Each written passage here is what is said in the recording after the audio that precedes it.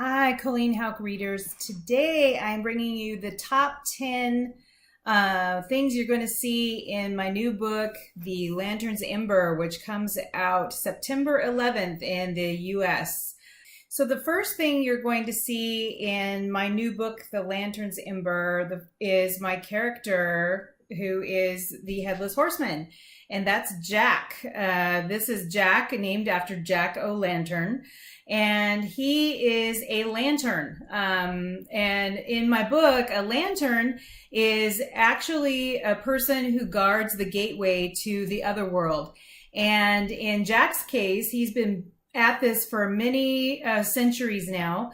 And you might know the story of Ichabod Crane. And Ichabod, in my book, was a warlock who was trying to get across the bridge that Jack was guarding. And the thing about Ichabod was he wasn't very smart. He didn't really know he was a warlock. He didn't know he was crossing the bridge to the other world, and Jack had to scare him away. And one of the ways Jack scares you away is he can use his pumpkin, and Jack stores his life energy in his pumpkin, and he used his pumpkin to scare off Ichabod. And so in my book, Ichabod was in the past, and there's a new witch in town, and in the town of Hallowell, named after the charmed witches, Hallowell. So Jack's got a new witch to scare away from the bridge. And so Jack is going to try to keep our new witch Ember away from the bridge. So that's the first character you're going to meet in The Lantern's Ember, and that is Jack.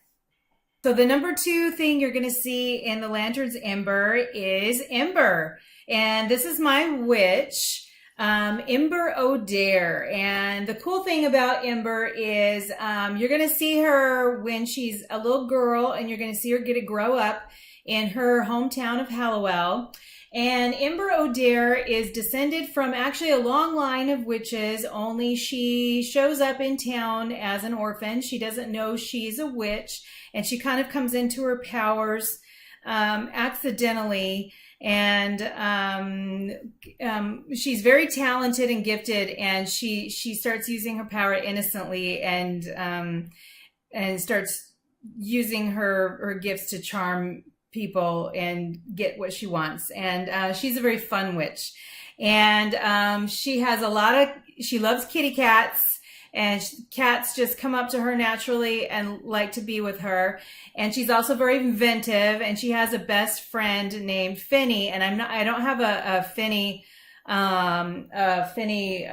statue, but he's kind of one of those nerd boys, but he's a colonial nerd boy. And he does have colonial glasses, kind of like Benjamin Franklin glasses, and he's very inventive. And in my book, if you are a friend of a witch, or you spend a lot of time with a witch will naturally bring out your gifts, your talents. And so Finney is an inventor, kind of like Benjamin Franklin, and he starts inventing things. And so he's very talented, and he helps. He's got a kind of a crush on Ember, and he starts developing his gifts of invention, and he kind of tags around behind her, and he invents all these things that she wants to do. And between her gifts as a witch and his gifts as an inventor, they can create a lot of cool gadgets.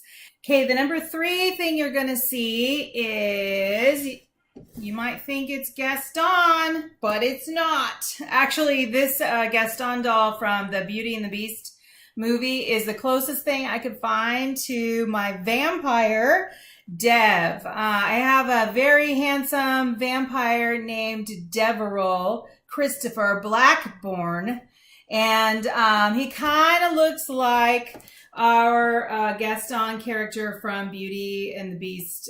He's got this fun cravat.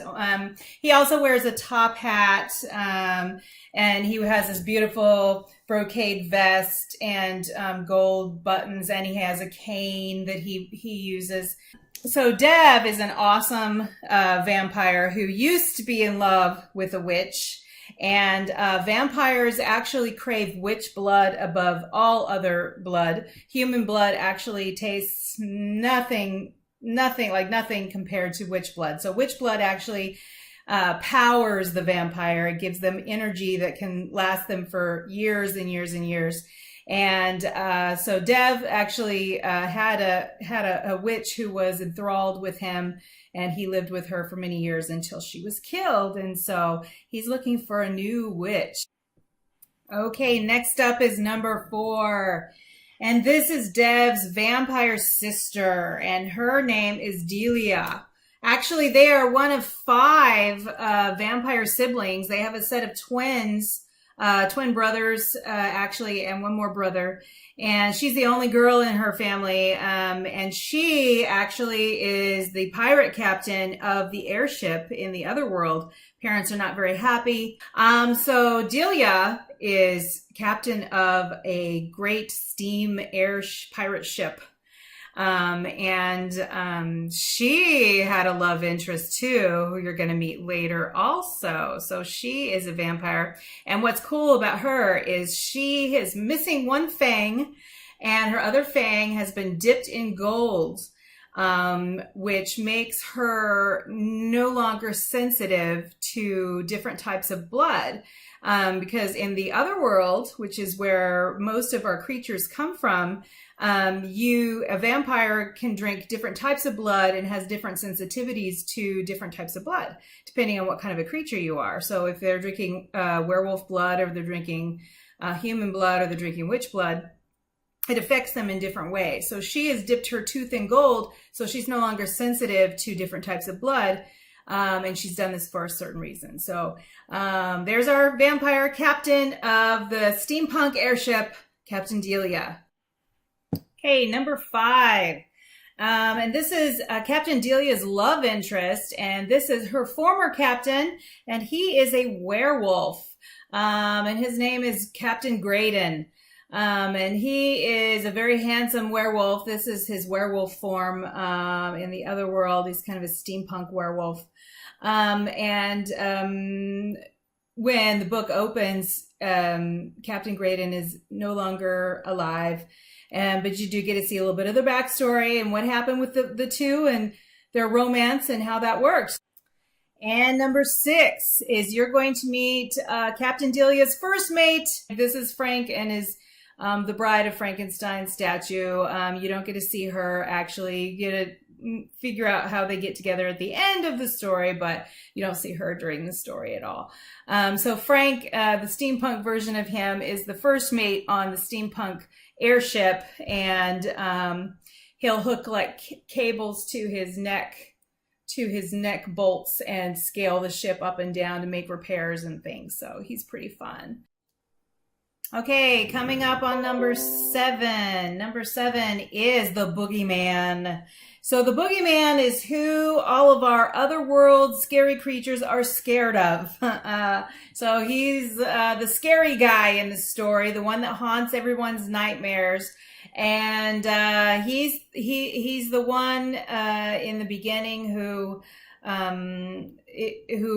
Jack uses to scare Ember away from trying to get to the other world. So he tells her scary stories of the Boogeyman, and just like Voldemort in Harry Potter, they don't use the Boogeyman's name.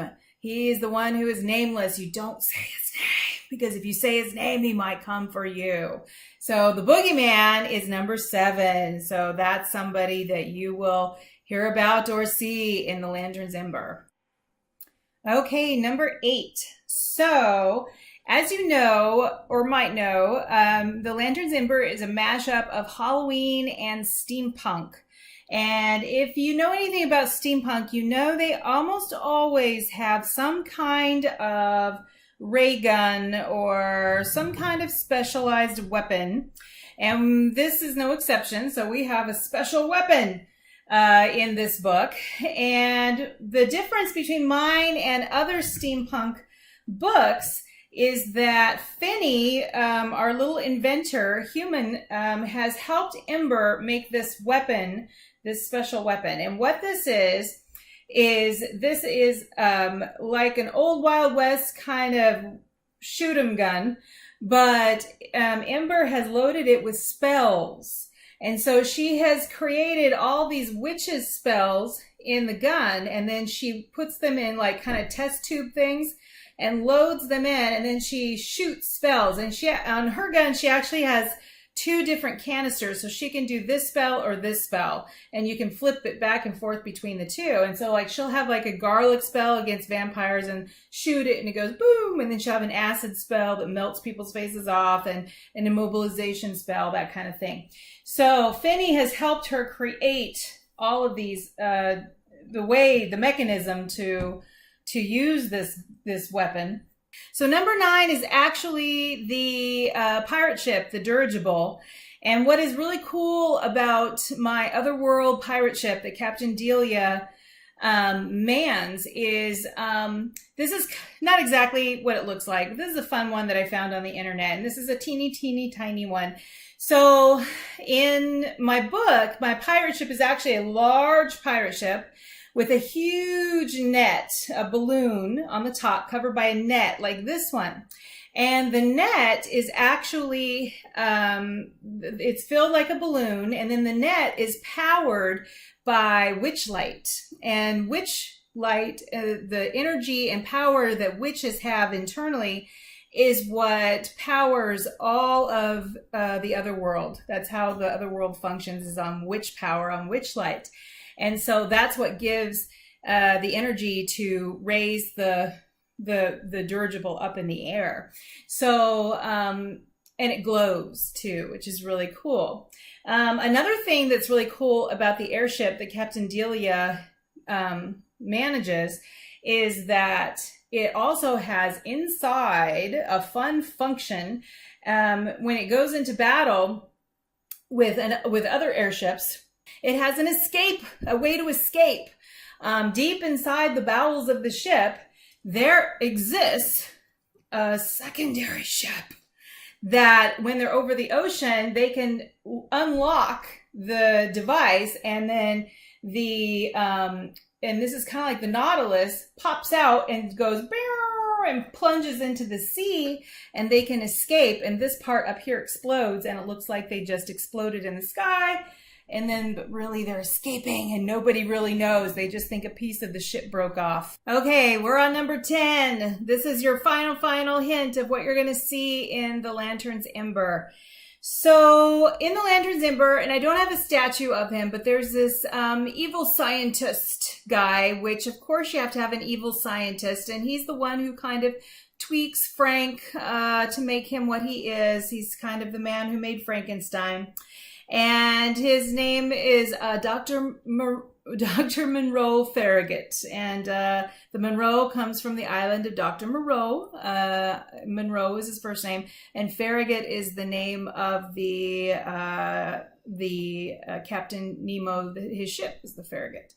And so we've got here, he also is crazy about kind of merging metal with flesh is his fetish. That's what he likes to do.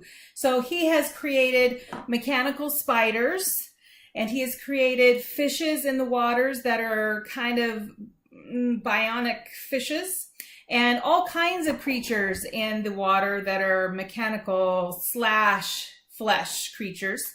And you're going to see a lot of those kinds of things. And he also is an orophile, which means he's got lots and lots of cats on the island. And you're going to learn why he has cats everywhere. And he has a love-hate relationship with those cats. And as you know, Ember gets followed by cats a lot too. So that there's a little thing going on with cats in the book too. Hopefully you'll go out and get your copy soon, and I hope you love Halloween as much as I do and are looking forward to it this year, and will love all of these crazy characters and creatures as much as I do. So thanks so much for reading, and you guys have a great one. We'll see you later. Bye!